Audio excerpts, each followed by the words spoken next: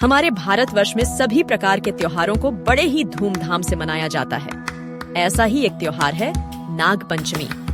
हर साल श्रावण मास के अंत में नाग पंचमी का पर्व मनाया जाता है।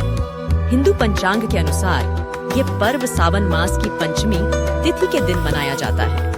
भारतीय संस्कृति में सर्प का बहुत महत्व बताया गया है, बल्कि हिंदू धर्म में इन्हें देवता का दर्जा दिया गया है। हिंदू धर्म में नाग पंचमी के त्योहार को लोग विधिवत रूप से नाग देवता की पूजा करके मनाया जाता है।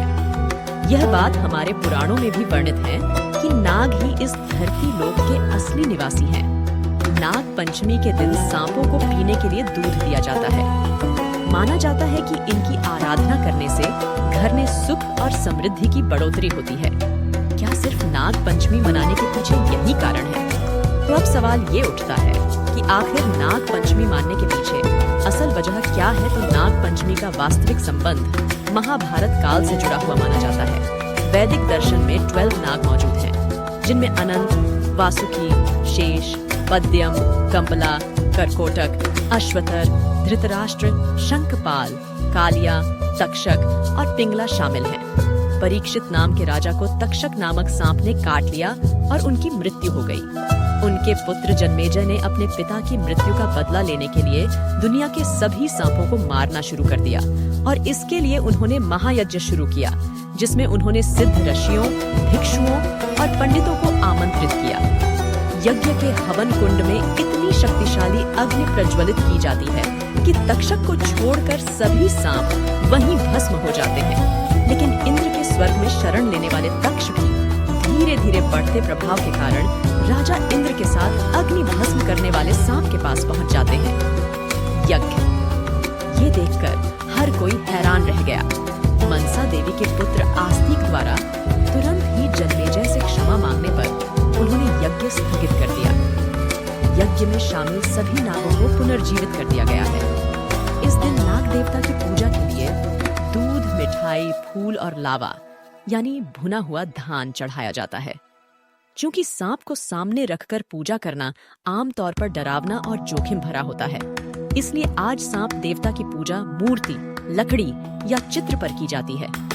एक अन्य कथा के अनुसार किसी राज्य में एक किसान रहता था। वह बहुत मेहनती था। उसके 2 पुत्र और एक पुत्री थी। परिवार का पालन पोषण करने के लिए वह खेतों में हल जोतता था। एक दिन गलती से हल जोतते समय उससे नागिन के 3 बच्चे कुचले गए। जब नागिन ने यह देखा तो वह रोने लगी और उसे बहुत क्रोध आया। तब उसने अपने बच्चों के हत्यारे से बदला लेने के बारे में सोचा।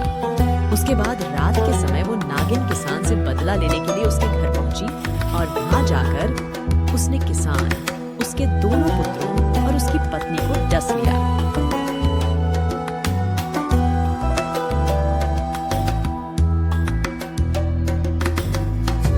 लेकिन जैसे ही नागिन किसान की बेटी को डसने के लिए आगे बढ़ी तो किसान की बेटी का व्यवहार देखकर खुश हो गई, क्योंकि किसान की बेटी ने नागिन के सामने दूध का कटोरा रख दिया और अपने दोनों हाथों को जोड़कर उससे माफी मांगी। किसान की बेटी का ये व्यवहार देखकर नागिन खुश हुई और उसने किसान के परिवार को फिर से जीवित कर दिया। ऐसा कहा जाता है कि जिस दिन ये घटना हुई उस दिन श्रावण शुक्ल पंचमी थी, जिसके चलते इस दिन को नाग पंचमी के रूप में जाने जाना लगा। लेकिन एक वजह और भी है जिसके चलते नागों को हमारे भारतवर्ष में पूजनीय माना गया है। वो है नागों का सांकेतिक स्वभाव होना। सांप धरती पर होने वाले कैसे भी बदलाव को सबसे पहले जान लेते हैं। सांप एक सांकेतिक प्रजाति है। इसका मतलब यह है कि आबोहवा बदलने पर सबसे पहले वही प्रभावित होते हैं। इस लिहाज से उनकी मौजूदगी हमारी मौजूदगी को सुनिश्चित करती है। सांप हमारे इकोसिस्टम को बैलेंस करने के लिए बहुत जरूरी है। ऐसे ही रोचक जानकारी प्राप्त करने के लिए जुड़े रहिए हमारे channel Tales of Mythology and Facts से।